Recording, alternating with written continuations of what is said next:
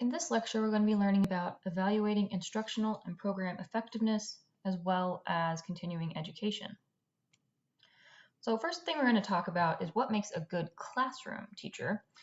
So number one, the instructor should be knowledgeable, since these students are relying on instructors to provide current and accurate information. So this is extremely important because the students don't know if the instructor is knowledgeable or not, and they have to trust that they are. And the knowledgeable instructor is able to give a perspective on current developments in the field, discuss different viewpoints on important issues, and direct learners to additional sources of information. The instructor must be constantly learning and be conscientious in preparing for an instructional activity. The next thing is organization. So the organization of an instructional activity or course should be reflected in the instructor's goals, objectives, handouts, assignments, and evaluation tools. This is especially important in the clinical laboratory science field because the amount and complexity of the information that's being given it's a lot. So if it's not well organized, that just makes it so much more difficult for the students to learn it. So the instructor can communicate the organization of the learning activity by clearly stating the goals and the objectives, presenting the material in a logical sequence, emphasizing key points throughout the presentation, and then summarizing major concepts. Effective instructors are also able to command the learner's attention and stimulate interest through their energy and their enthusiasm for the subject and through their teaching. So in student evaluations, enthusiasm is often one of the highest rated characteristics of effective instructors. Another thing is that the instructors need to have good instructional skills. So they need to focus on facilitating learning. So this means choosing learning activities and instructional aids that will best meet the goals and objectives for the activity, and then guide the learners through the learning process by explaining principles and procedures, clarifying points, pointing out relationships, giving positive reinforcement, and making suggestions for improvement. Instructional skills also include speaking clearly and audibly, and then also fairness and evaluation and grading is another thing that's important with the evaluation skills. And personal characteristics is also an important thing in a good classroom teacher because you want your instructor to be approachable, patient, and respectful. One thing is interesting is that learners don't necessarily consider the most lenient instructors to be the best teachers. Rather, they value that in the instructors who set standards, that they set standards and they're consistent in the application of those standards. And learners respond well to instructors who are friendly, patient, and respectful. And they should be approachable both in the classroom and outside of the classroom. And then the instructor should also model professional skills and attitudes so that the students know what good practice looks like.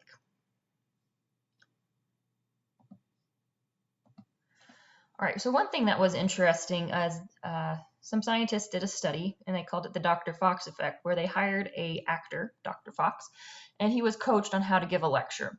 And when he was giving this lecture, he used a lot of double negatives, a lot of contradictory statements, meaningless references, but he was very enthusiastic, and he interspersed his lecture with a lot of humor.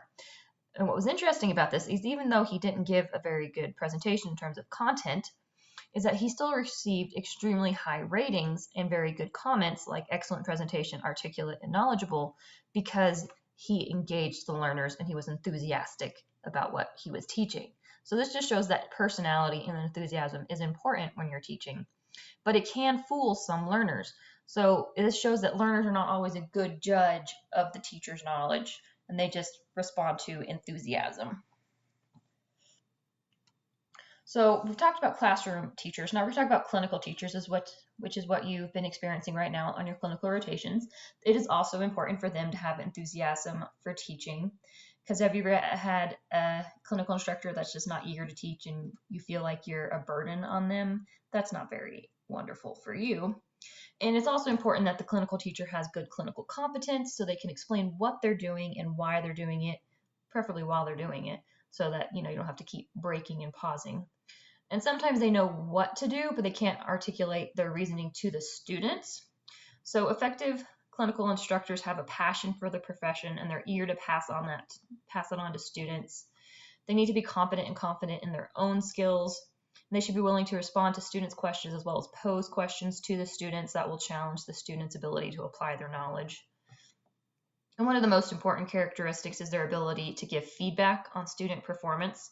So the clinical instructor needs to be able to understand the criteria for acceptable performance and be able to assess how well the student meets those criteria. And as we talked about in the last lecture, that feedback should be specific, timely, and then based on behavior, so that it should be based on changeable behaviors so the students can be motivated to improve, and then they can have their good work reinforced by their instructors as they continue on in their rotations. So one thing that happens is teachers get evaluated. So there's different ways that teachers get evaluated. One of the most common ones is participant or student evaluations, because they're the ones hearing what the teacher is teaching all the time. Also learner performance, so did the learners learn what they were supposed to? Self-evaluation and peer evaluation. So evaluation of instruction serves to reinforce the instructor's strong points and to identify areas in which the instructor could be more effective. So in general, the evaluation works best if it's continuous, because changes in instruction take place gradually. So each year you kind of tweak things, or each time you offer a particular continuing education seminar, you tweak things. And it could be missed by a single measurement. If you just did one point in time, you might miss things, as well as you have different groups of learners. So what worked for one group might not work for another group.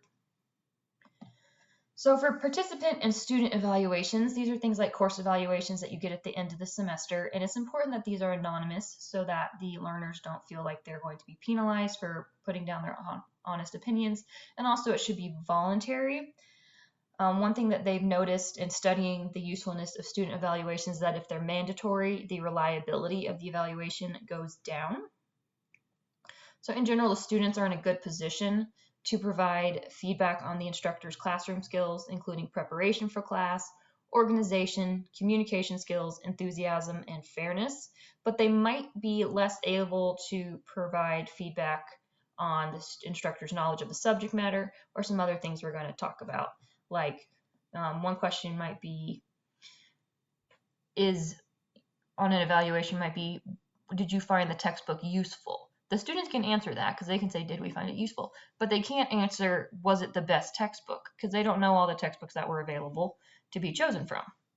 And one thing is that student evaluations, when you're determining the reliability of a student evaluation, the reliability is improved when there's a higher number of students. So if the class contains less than 8 to 10 students, or if less than 75% of the class completes the evaluation forms, the result should be interpreted with caution. All students should be given the opportunity to evaluate the instructor, but it shouldn't be mandatory. They should be asked for comments on those areas of instruction that are under the instructor's control. So for example, the class might be offered at 8 a.m. That is not the instructor's fault. So they shouldn't be putting in, oh my gosh, the class time sucked, I hated it. It should be more focused on what the instructor can actually control, because I 100% guarantee the instructor probably doesn't want an 8 a.m. class either. So it should be focused on things that the student can actually give valid feedback on. And then the instructor should let the students know that they're actually interested in improving and that they value the students' comments. And then things that affect the validity of student evaluations, they can be influenced by factors unrelated to the teaching effectiveness, like gender or religion or anything perceived by the students that might negatively or positively influence their feedback. So the students can give useful feedback on a lot of different aspects of teaching, like how good was the teacher's ability to explain concepts, the course materials, were they effective or useful, was the teacher available for questions, was the teacher's grading fair, but they might not be qualified to talk about the instructor's knowledge level or was it the best textbook. And one thing is participant evaluations are often required in continuing education formats to show that you attended the lecture. So in order to get your PACE credit or your continuing education credit, you have to complete a evaluation of that course. So that's another thing that they're often used for. All right, so some things that might be on an evaluation form. I'm sure you filled out plenty of evaluation forms over the course of your education career, but a lot of times evaluation forms use a combination of rating scale items and open-ended questions. Rating scales are extremely efficient in order to get a large amount of feedback, as well as they're pretty standardized. So things that might be available to be rated or asked are things like the goals and objectives of the course, were they useful? Was the time given to each topic? So if they spent 5 days on talking about electrolytes, but 1 day on endocrinology, you might think, I would have preferred more time on endocrinology and less time on electrolytes. So the student can give feedback on things like that. The instructor's explanation of topics, course organization, was the student able to follow along? Was it all disorganized and they had no idea what they were supposed to be doing at any given time? The use of handouts and audiovisual aids, the instructor's enthusiasm, availability, ability to answer questions, were the assignments fair and reasonable, usefulness of the textbook, appropriateness of the exam, so that has to do with content validity. Was the instructor asking a lot of questions that were not in the learning objectives? The fairness of the grading, the intellectual challenge, and the overall rating of the course and of the instructor. So rating scales are very popular because they are standardized and they address a wide range of instruction behaviors, but they're not particularly great at giving specific information and feedback. So they're more general. You might, when you get your course evaluation back, it's like, on this thing you scored a 4.2, and you'll be able to see like how many people rated you on each thing. But that's not particularly helpful as to why they rated you that way. So it's not super helpful all the time for improvement. So that's why the open-ended questions are important, because you can also ask, okay, so for things that you rated very high, what did you like? Or for things that you rated low, what did you not like? So you can ask for areas on things that had the lowest or highest rating, or you can ask for general comments. So some open-ended questions that are usually included are, how can this course be improved? What are the strengths of this course? And it's extremely important to fill these out, because as an instructor, if the instructor believes that feedback is valid, then the instructor is motivated to improve, and the feedback helps provide specific information about instructional behaviors that can be improved. So rating scales should be defined. So for example, if you're doing like a 1 to 5 scale, you should say that 1 is poor and 5 is excellent. Or you can do like a strongly disagree to strongly agree. And it's important that you have a not applicable or not observed option, because you don't want someone just to like choose the middle option because they didn't see it, because they didn't actually observe that behavior, because that skews the results. So right here I have like a little mini evaluation down here at the bottom. So I have overall course, very poor, poor, fair, good, excellent, and then not observed. One would hope if you were a student you would have taken the course and observed, but it's always good to have a not observed. And then method evaluation was fair. And then you have a strongly disagree to strongly agree, and then enthusiasm for topic. Once again, very poor to poor. And you can also be numerical, and you can use different types of scales as well. And another way to evaluate teaching effectiveness is through learner performance. So how did they perform in the course? And this can be done by comparing a pre-test evaluation to a post-test evaluation and see if their scores improved. The instructor can also establish where the learners were at the beginning of the course by looking at like prerequisite classes and what the objectives were for those classes, or their own instructional activities that they've offered earlier on in the semester, to see if there's an improvement. Some limitations of using learner performance is that students are different people from each other, and their abilities and motivation vary. So as an instructor who's been doing this for several years, I can definitely see that some class years, like the students are great, they're motivated, they want to learn, and other years they're more slackers, and that can, affect how you might think your teaching effectiveness is, not due to any change in your teaching, but change in the motivation of the students. In addition, learner performance, you're not just in a little bubble where you're the only teacher. Students have other teachers that are contributing to their success. So just looking at learner performance might skew your results, thinking that you're a better instructor than you are. And then some of the outcomes of higher level goals and objectives might not be measurable for years. They might need to be out in the clinic working for several years before they can really go, oh yeah, Dr. Moss did a fantastic job at teaching me this. So you might not be able to measure those for a long time, or be able to get the data in the time period that you have. So in addition to learner performance and student evaluation, there's also self-evaluation, where the instructor looks at themselves and goes, where can I improve? This is very subjective. Some instructors are too critical of themselves. Some instructors are not critical enough. It can help to have checklists of effective instructional behaviors and have the instructor go through the checklist and go, oh yeah, I do that, or no, I don't do that.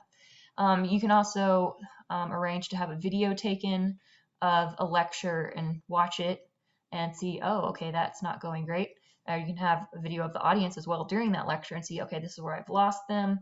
So a video may help, and it might provide incentive to change instructional practices.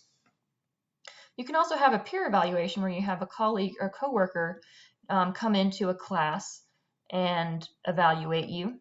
This can also be subjective, but you can say, hey, I want to know how I can improve incorporating questions into my class or student engagement. Can you come watch me lecture? This is kind of the goals and learning objectives for this class and see how I can improve.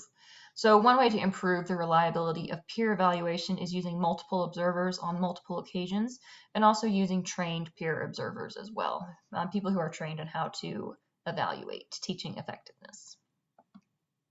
So ways to improve instruction is to take the feedback from the course evaluations, self-evaluations, learner performance, things like that, and use that feedback to identify areas for improvement. So as an instructor, do I need to be better at facilitating student engagement? Do I need to be better at explaining this concept? Do I need to be better at talking slower and allowing students time to process information? So once you've taken this feedback and identified areas for improvement, it's a good idea to take a few specific instructional behaviors. Don't try to take them all on at once because that's overwhelming, and work on those few specific behaviors. And that makes it easier to implement because you're not trying to change everything all at one time, and you can see the impact of each change. And then you want to implement those changes, adopt them, and then evaluate the effect. And it can take, obviously, a semester to see the effect. One thing that's nice is that when you're trying a new method is to choose learners that are going to be receptive to that, ones that are, I guess, not as critical. And then it's also nice to let the learners know that you're trying something new. So I can be like, hey, I'm going to try this new simulation thing. I've never done it before. Please let me know how you felt about it, because I will take your feedback into consideration for the future. So learners like to know that their feedback is actually being taken into consideration, because otherwise they just wasted 20 minutes of their life filling out an evaluation that the instructor's not even going to look at. Another part of beyond just teacher effectiveness and course effectiveness is the effectiveness of the program. So this is required by NACLS, our accrediting body. So the program should collect and review outcome measures such as certification exam results. We're supposed to have a 3-year rolling average of the pass rate of our students, job placement, graduation rates, attrition rates, how many people drop out, and student success in further education, as well as various other metrics as well, but these are some of the top ones that are required by NACLS. So you can also include end of program evaluations. You can send surveys out to graduates and be like, hey, now that you've been in the field for a year or two, how effective do you think our program was? Employer surveys, and then for the professional success of graduates. All right, now we're going to shift gears and talk about continuing education. So the purpose and requirements for continuing education, the purpose is to maintain competence. So continuing education is the acquisition of knowledge, skills, and attitudes beyond your basic formal educational program. So this is what you do once you're actually out in the field practicing, and it's order to keep you up to date on the newest information and to refresh knowledge you might have forgotten. Because if you're working in chemistry, you might have forgotten a lot of micro. So it's required by a lot of organizations that accredit laboratories. For example, the Clinical Laboratory Improvement Act of 1988 requires that individuals performing tests receive regular in-service training and education appropriate for the type and complexity of the laboratory services performed. The CAP also requires that there's a functioning continuing education program in the lab that meets the needs of all the laboratory professionals. And the CAP requires that those records are maintained and documented, that continuing education is happening. And then there's also additional agencies that require continuing education requirements. For example, state licensing agencies, Particular if you get a Florida license, you'll be assigned a Florida license number. Anytime you do a continuing education activity, you have to provide them your Florida license number so the state of Florida can track that you're receiving your continuing education. And then you also have to show your continuing education to the ASCP every 3 years that you've gotten 36 hours of continuing education in order to continue your certification as a CLS. So there are 3 main types of continuing education. There is internal, distance education, and external, and we'll talk about each of these individually. So internal continuing education, it happens internally. It happens at your institution where you work, whether that's a lab or a hospital. And the advantages is that it's lower cost for the employee as well as for the hospital. It requires less time, and you can get a lot of people to participate. So you can be like, okay, we're hosting a continuing education at lunch on this day in this room, and pretty much anyone who has lunch free can come work, and pretty much only the people who need to be staffing the lab, minimal staff, are missing out on it. So it's nice because a lot of people can see it, but there might be some scheduling challenges because if it's at lunch, you're not catching the night shift people or the evening shift people. So the hospital or lab might record the continuing education activity and make it available online for the people who missed it. So it can be in a variety of different formats depending on the size of the hospital. There may be hospital lectures, seminars, or medical grand rounds that are available for lab personnel to go attend. So these include things like presentations. You might have demonstrations by company representatives to show how to use a new instrument. You might incorporate role playing or simulations. And then you can, if you go to like things like grand rounds, you can see the correlation of laboratory data with other aspects of patient care, which is very helpful in terms of like the interprofessional education type things. You can also read published presentations like those available from the ASCLS. And you can, as a lab, be assigned to read and then discuss journal articles. And your lab manager would then print out a continuing education certificate saying that you participated in that activity. So distance education. So this is where the students communicate online. So this can be synchronous where it happens like at a set time with the instructor there live, or asynchronous where it's the kind of come as you are, do it when you have time sort of thing. Might have some deadlines in there to make sure everyone stays on track, but you don't have to be available at a particular time. And then the students have a more independent learning role, and the instructor is more a facilitator. This is very helpful for some students, but some students really don't do well with an independent learning model, and they might need a little bit more hand-holding. There's also these things called MOOCs, which are massive open online courses, and they can cover a variety of topics. I was just looking up if there was one for Adobe Photoshop because I want to learn how to do that. They're often free and hosted by different universities or companies, and they provide a certificate of completion.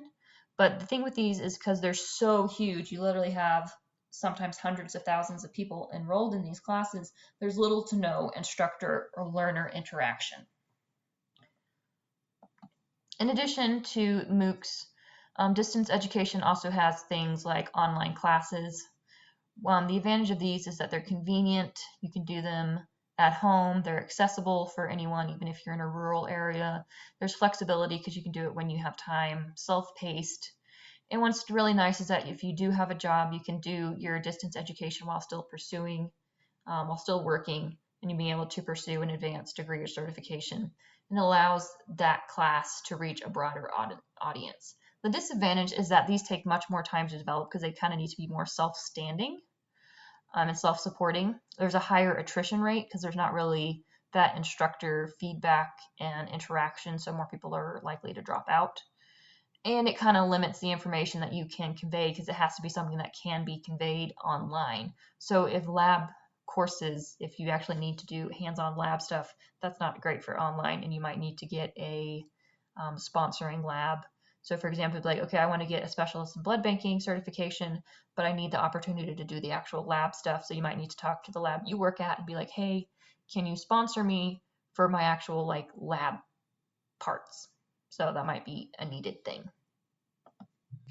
So there's several logistical problems with distance education, like proctoring exams. How do you make an exam and administer it without it being essentially open book by default. So there are programs that are available like Respondus, which has a lockdown browser, and the instructor can utilize a built-in web camera feature that will monitor the student via webcam while they're taking the exam.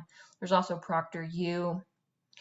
Lab activities might not be possible because there's not a central lab to do things in because everyone's all far away. The course site needs to be very easy to navigate, and it needs to be intuitive so that people aren't lost trying to find the information that they need. And the communication with the instructor might be non-existent, or it might be minimal, or it might not be timely. So our last type of continuing education is external continuing education. So this is where the lab professionals actually leave the lab and attend local, state, or national meetings. These can be seminars, and these are really great because they give you the opportunity to network and exchange ideas with your peers and people who are working in your field. They often include technical exhibits and demonstrations. If you've ever had the chance to attend a national meeting like the AACC meeting, the exhibition hall is insane. It was bigger than a football field and had booths, and they had some of companies had built indoor gardens to showcase their instruments, and it was just crazy. And it gives you a lot of opportunity to talk with people and see new things that you don't have the opportunity to see in your lab that you work at. The disadvantage of this is that you have to travel to where you're going. You usually have to pay a registration fee, you have to pay for travel and hotel and food. So there's a huge disadvantage is cost. And your employer might not cover that cost. In addition, your employer might not have enough staff available to allow someone to leave for 3 days. They might be short-staffed. Or if your employer does pay for this type of activity, it might not be available for everyone every time. So there might be a rotating system as to determine who goes when. So another thing about continuing education is that it needs to be documented. So kind of a picture it didn't happen. So one documentation is they're called continuing education units. And that's a way to standardize and document the continuing education records. The ASCLS has the PACE credits, and these are professional acknowledgement for continuing education, where in general 1 PACE credit is equal to 1 contact hour. So a 1-hour seminar would be worth 1 PACE credit. And then some problems with continuing education is that even though you host these and they're available, not enough people attend them. So the one reason is the cost, because employers may not pay, even if it's a webinar, that may be $20 that an employee might not want to pay themselves. One thing that employers can do is that they pay for that webinar and then host it for the entire lab to come in and watch it. So they're only paying $20 for 30 people kind of thing. And then time is an issue because it's hard to get time off to attend the events, even internal continuing education, because someone has to run the lab at any given time. You can't just leave it empty. So when you're designing continuing education, you need to keep in mind that you have adult learners. These aren't children. You need to base it towards an adult, and in general, these adult learners have worked in the field. So adult learners in general are self-motivated. They're realistic and practical in assessing their educational needs and limitations, and they want their learning experiences to be applicable. They have personal and professional obligations that require flexible learning platforms. They may not require the achievement of a specific goal or degree in order to participate in an educational program. They see themselves as lifelong learners, so they want to learn for the sake of learning. And they're often more conscientious about learning the material because of that. They're interested in learning from their peers and exchanging ideas and experiences with them. And they like to be active in the learning process. And they generally have high expectations and are quick to dismiss a program if they perceive it to be a waste of time. So if they don't like it, they're not going to continue wasting their time with it. So there are 2 main obstacles to learning for adults.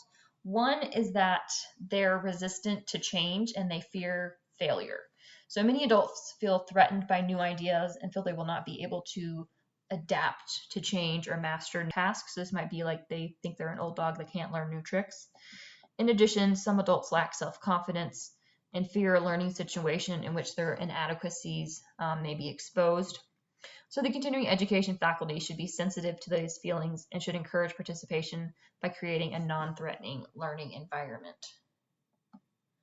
So when you're preparing a continuing education program, first you want to select a topic, and one way to select a topic is to determine what topics need to be covered, and also asking what topics would people like to be covered. So needs versus likes, and then pick a topic from there.